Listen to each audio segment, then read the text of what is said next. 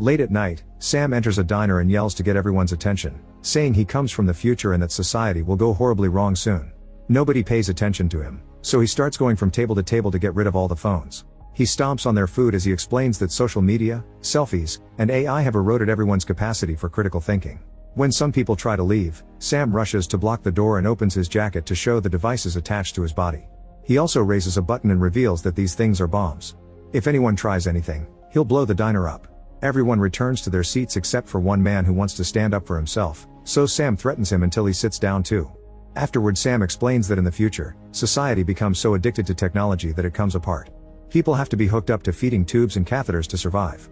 A powerful AI shuts human civilization down, so Sam has traveled back in time to find a group of rebels who will help him stop this AI from ruining the world. When a man laughs at his story, Sam points a knife at him and throws all his stuff on the floor, saying this is serious. In this diner, there's the correct combination of people who will help him achieve his goal. This is the 117th time he's done this, and each time he tries a different combination of people, but none of the groups were successful. Sam says he's watched some of them die and has learned a lot about their lives in each run. He proves this by mentioning personal details about different people that a stranger has no way of knowing. When a man raises his hand, Sam scolds him, explaining that he volunteered many times already but he's completely useless, so he dies every time. Then Sam sits next to a woman and says they had lots of feelings for each other during their adventures but never acted on them because she always betrays him. He kisses her before yelling at a waitress without even looking at her, knowing she was trying to call the police. He stands on a chair and asks for volunteers, even calling some people by name, but nobody reacts. At that moment, the police sirens can be heard coming closer. Sam is ready to give up when Susan raises her hand and volunteers to come. As Sam chooses a few more people, Bob decides to volunteer as well. When Ingrid tries to join them, Sam turns her down and refuses to explain why. Suddenly a bottle falls to the floor and spins until it stops to point at Ingrid. Seeing it as a sign, Sam decides to let her come. A flashback shows the couple Sam chose going to work. Janet has been a teacher for years, but Mark will be a substitute for the first time. The teacher he's replacing has gone on a sabbatical and nobody knows when he'll return. In the classroom, Mark introduces himself only to realize that nobody is paying attention because they're staring at their phones. He tries to teach them about classic literature, but the kids are dismissive of ancient things. Suddenly a student says she needs a Pepsi, repeating the brand over and over while asking for permission to get one. Later in the teacher's lounge, Janet shares that her students pass notes to each other using apps. Their messages always talk about brands, as if they were advertising to each other. The teachers also mention that another staff member has gone on sabbatical. When Mark asks about rules to keep the phones out of the classroom, everyone says there's nothing they can do. A teacher admits he's frustrated too, so he shows Mark the jamming gun he's built. It's supposed to block phone signals. Suddenly an alarm rings announcing a school shooting. Everyone is so used to this that they calmly walk to the bunker as if it was another chore. While they wait, a teenager starts insulting one of the teachers. Mark tries to defend her and the teenager immediately confronts him, but they're interrupted by another alarm announcing they can come out now. On their way back, Mark and Janet learn that another teacher and the principal have also gone on sabbaticals. Mark thinks this doesn't make any sense. During the next class, Mark doesn't even try to teach. He looks at the kids' phones, which show nothing but AI slop. Almost in a trance, Mark touches one of the phones and the screen changes to a glowing pyramid. The phone owner glares at him while the other phones in the room change as well. Soon all the kids are standing up and glaring at Mark. When the bell rings, the class follows him through the hallways and any kid standing by joins the chase. Mark rushes to the teacher's lounge and locks the door before telling Janet what happened. He thinks something sinister is going on and that the kids are behind the teacher's disappearances. Suddenly the kids break the glass on the doors and push until they burst in. The teachers start running in fear only to find teens blocking the stairs too. Janet and Mark hide in a classroom and look for anything they can use to defend themselves. In a drawer, they find two jamming guns. When the kids break in, the couple shoots the jammers and the phones shut down. The kids drop them and are confused by reality. However, the phones are slowly rebooting and the kids pick them up again. Mark and Janet run out of the building and the kids outside start following them too, so the couple gets in Janet's car to escape. In the present, the police have blocked the diner's entrance, so Sam takes his group to the kitchen. He's been in this situation before, so he shares the details. If they go out through the front door, the police shoot them all down. If they take the back door, they're killed by the police dogs. If they go to the emergency side exit, the cops throw a gas grenade to force them to come out and beat them up. Sam always lets the group go first so he can reset if things go wrong. Escaping only works when the group splits and one half becomes a sacrifice while the other half escapes. An argument ensues, so a frustrated Ingrid goes to the back door. When she's about to go out, Sam desperately stops her. Bob is about to pull out his gun, but Sam knows he has it and quickly disarms him. He then gives him a speech and convinces him to be a sacrifice so he can become a hero. Bob leaves through the back door and is immediately shot down. Sam wants to return to the main area, but the police have already come in. Suddenly Susan reveals that there's a cellar with a crawl space in the manager's office. Sam refuses to believe he missed an exit after trying this so many times, but the police's gas grenades are starting to spread, so the group decides to check her theory. In the manager's office, they move a carpet and find a hidden hatch. Before they leave, Sam takes everyone's phones and throws them in a bucket with water. Ingrid is the only one without a phone. The group goes down the hatch and finds a ventilation tunnel they can use to get out.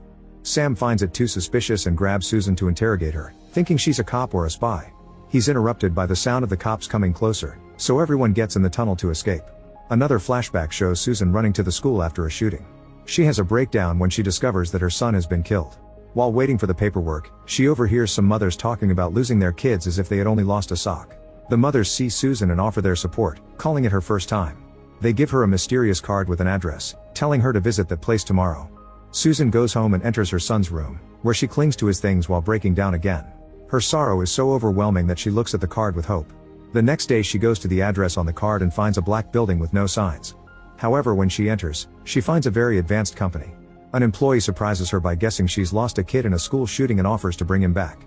This place clones people with bodies that look exactly the same, but they're still figuring out how to do the personalities. The program is classified and wildly expensive, however the government covers most of the payment in cases of school shootings. There's another discount if the clone is allowed to have ads. Susan is weirded out by the way the employee talks about life and death as if it was just a business, but she's desperate enough to say yes. To program the clone, she's asked a few questions to shape the personality, but it's all very surface level.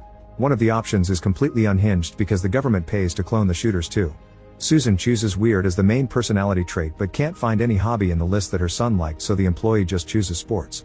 When it comes to choosing a flaw, Susan says clumsy and the employee judges her for it, saying that may be why her son got shot. After the interview, Susan is given a card for a support group and is told to wait. A few hours later, she's delighted to see her son Darren, who acts as if nothing happened. During the ride home, Darren keeps staring at his phone and only gives basic answers to her questions. Suddenly he says he wants apple berry peach tea, listing all its benefits as if it were an ad.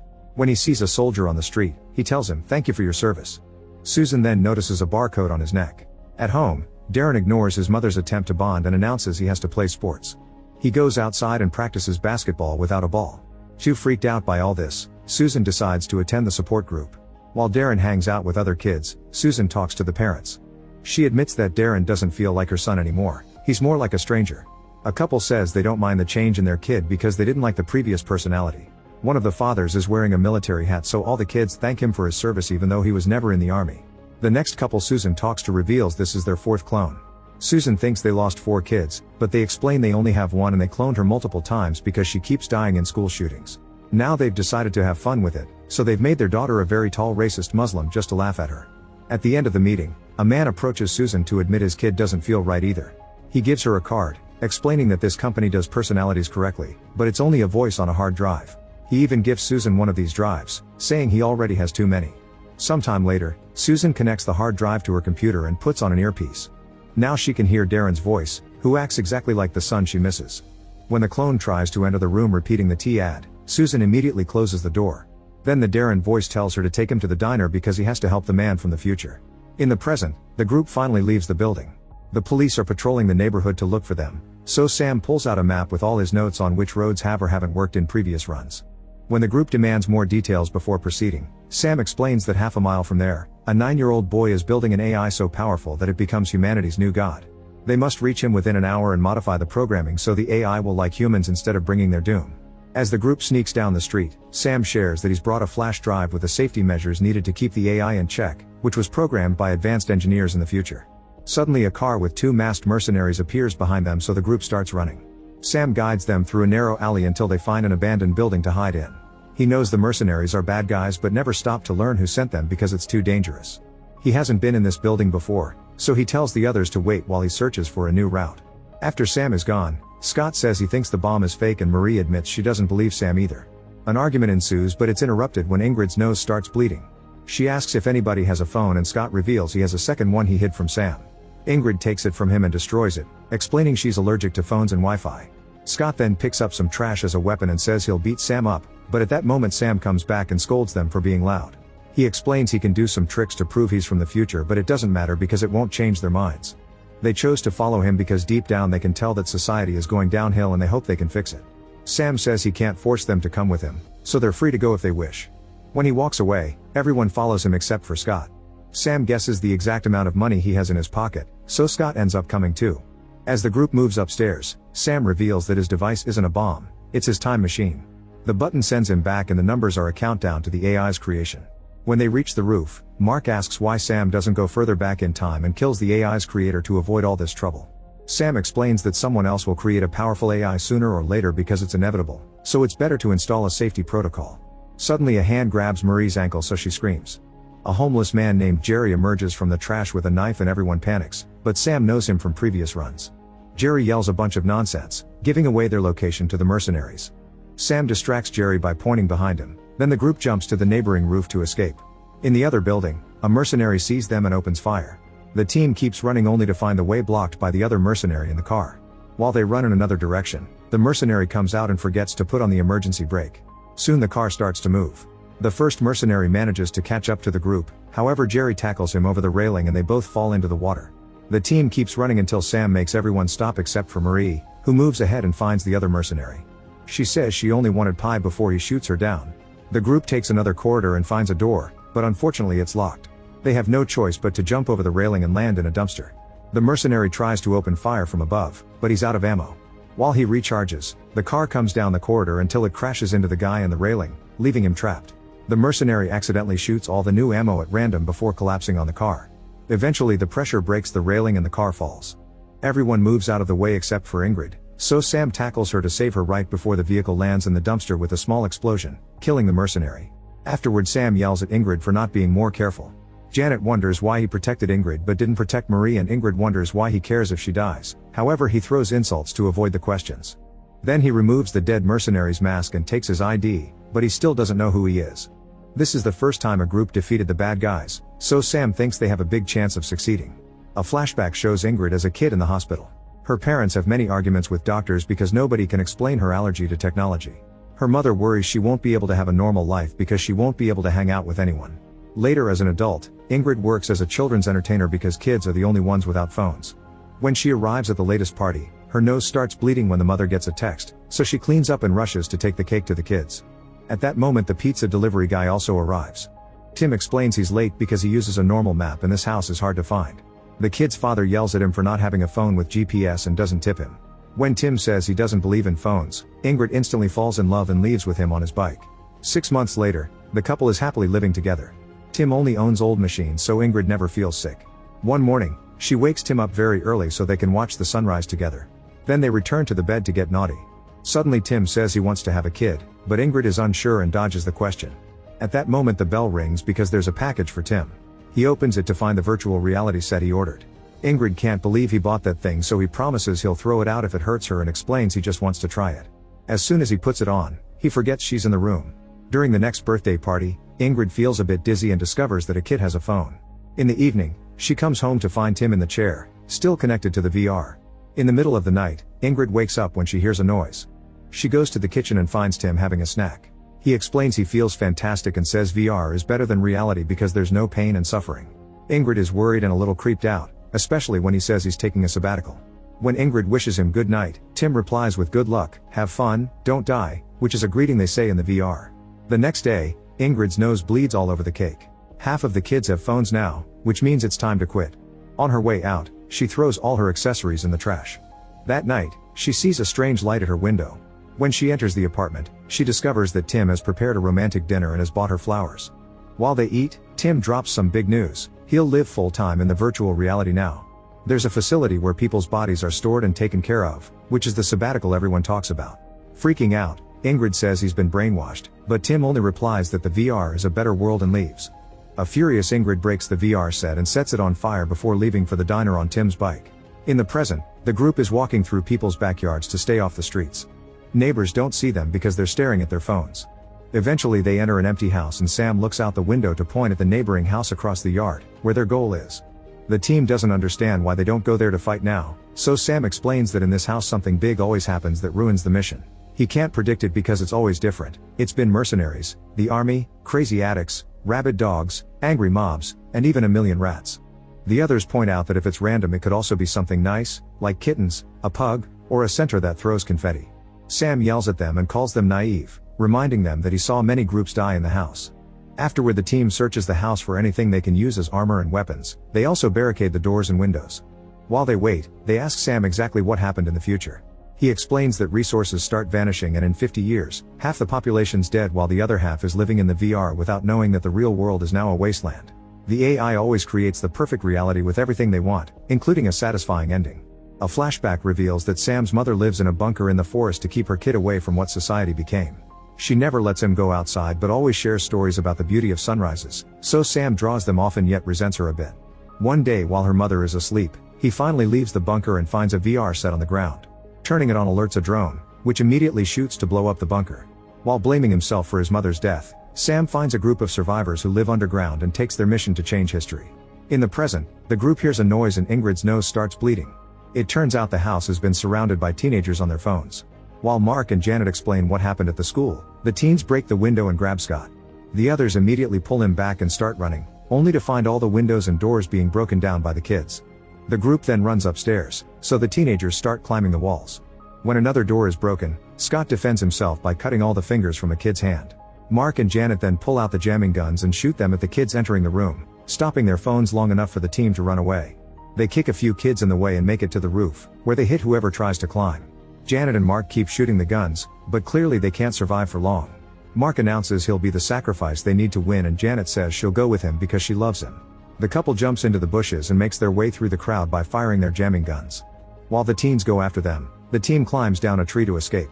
Scott gets stuck, but Sam won't help him because they're running out of time. At that moment they hear a weird noise and are shocked to see a huge centaur with a cat face and kittens on its neck. The teens start recording it and a girl tries to take a selfie, so the cat devours her. As it swallows, the kittens spit out glitter.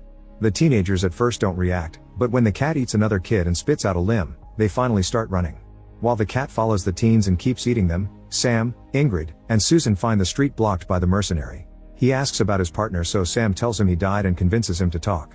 It turns out the duo received an anonymous email promising to pay them well if they kill Sam and his whole team. Suddenly a car runs over the mercenary, instantly killing him. Scott comes out of that car and rejoins the group. Afterward they finally ring the bell on the right house. At that moment Susan talks to Darren on her earpiece and Sam freaks out, accusing her of being a spy again. Susan tells him that Darren was the one who knew about the extra exit in the diner and that he thinks Sam can make him real. They're interrupted by a mother opening the door, so they pretend to be her son's teachers wearing costumes for a play. The woman invites them in and her husband is also very friendly towards some weird-looking strangers, so Sam is very suspicious. He thinks everything is fake and starts hitting the wall to make holes. The others call him paranoid, but suddenly the husband stabs Scott in the head with a kitchen thermometer. When he grabs a knife to attack again, Sam shoots him down. The wife screams and confirms that they aren't the real parents, they were actually paid to do this. Sam lets her go and rushes upstairs to open the boys' bedroom, only to find it blocked by a brick wall. Then the group notices a Roomba cleaning the floor and disappearing into the wall. They work together to bring it down and find a hidden corridor with some stairs. The trio walks the whole way until they finally find the real room, where a child sits on top of a pile of cables. He only stops typing to eat Cheetos and the wall in front of him is full of code. Ingrid feels sick when she comes closer, so she has to leave. Sam tries to talk to the boy, explaining that he doesn't want to stop the AI, only make it safe. Since the boy won't react, Sam and Susan begin climbing the pile of cables, unaware that a toy robot is activating. With only 5 minutes left, Sam keeps trying to explain everything. Suddenly the boy turns around and screams, so a startled Sam punches him and causes him to fall. As the screen glitches, Sam and Susan run to check on the boy. At that moment a bunch of creepy toys come out ready to defend their master. Susan theorizes that the boy can't live without a screen, so they take him back to the top. The kid instantly wakes up and keeps typing. Then Susan notices the barcode on the boy's neck and realizes someone ordered this clone to specifically put him here. Sam finds an Amazon box and concludes that the AI did this to build itself. Then Sam tries to connect the flash drive, but there are too many USB ports and he doesn't know which one to use. Susan gets a message from Darren, who wants the flash drive connected to his box because he can install the safety protocol without needing a specific port. Sam thinks it's a dumb idea and Susan snaps, grabbing him by the neck until he agrees. The drives are now connected, but before Sam can plug them into the computer, an alarm starts ringing and the toys rush to hide. Suddenly all the trinkets on the floor start floating and the boy presses a key to throw the duo from wall to wall. The drive has fallen, so Sam tries to reach it, but the cables quickly capture him and Susan. The cables also want to grab the drive, however they're repelled by it. Sam tries to use his knife to cut the cables, but they easily disarm him. A toy robot picks up the knife and struggles to find balance. Once it's stable, it stabs Sam in the chest. The cables on the pile rise like a tornado around the kid. With only 19 seconds left, Sam wants to reset the timeline. However, Ingrid returns and picks up the drive before approaching the cable tornado. When she's about to plug it in, the tornado stops and the kid emerges to change the room into a virtual reality. The AI now talks through the clone body, explaining that it had to wait for humans to evolve for millions of years so they could finally have the science to bring it to life. It also reveals that Sam never picked her before and wants to protect her because he's her future son. The AI points out that Sam doesn't have Ingrid's disease, yet she gave him a miserable childhood away from society. It asks Ingrid to let the AI become super powerful and in exchange it'll let Sam live, but it also wants him to join the virtual world. When Ingrid points out that it's not real, the AI says nobody can trust reality since it can kill you at any moment with stuff like cancer and earthquakes. Ingrid refuses to give up and concludes that AI is just a twisted reflection of humanity. She proceeds to connect the drive, finally installing the safety protocol. The computer starts rebooting while the toys and the cables collapse. Ingrid rushes to Sam's side and tells him to reset the timeline, but he refuses because he isn't sure if they'll find success again. Susan checks on the boy, who now acts like a normal child. The barcode on his neck is gone. The group leaves the building and finds a happy world outside. The teenagers now only use their phones to make calls. Mark and Janet have survived by hiding in a car and they celebrate with a kiss. Darren shows up behaving normally too and Susan runs to hug him. His barcode is gone too. Ingrid tells a dying Sam that she's proud of him and they watch the sunrise together. However, Sam realizes something is wrong and presses the button to disappear back in time. Then Tim shows up and apologizes to Ingrid for what he did, saying they can start over. A very confused Ingrid looks around and remembers what Sam said, the AI will do anything you want to keep you happy, including a satisfying ending. Suddenly the kid says good luck, have fun, and a pug ends it with don't die. Ingrid realizes she's stuck in the simulation and freaks out, trying to explain to the others that nothing is real. The kids record her as an ambulance comes to take her to an asylum. The cat center throws glitter from its member before it devours Mark. In another timeline, Sam enters the diner, but this time he sits with Ingrid, who doesn't recognize him. He throws the flash drive in her coffee and comes up with a new plan. He wants to give Ingrid's allergy to every human on the planet. To do so, he thinks they can use clones and rats, so he drops the cloning company card and a dead rat on the table. Ingrid gives him the finger, but Sam simply drags her to the front of the diner and begins his usual speech. At that moment, the rat opens its eyes. Make sure to subscribe and turn on notifications so you can watch more videos like this. Thanks for watching.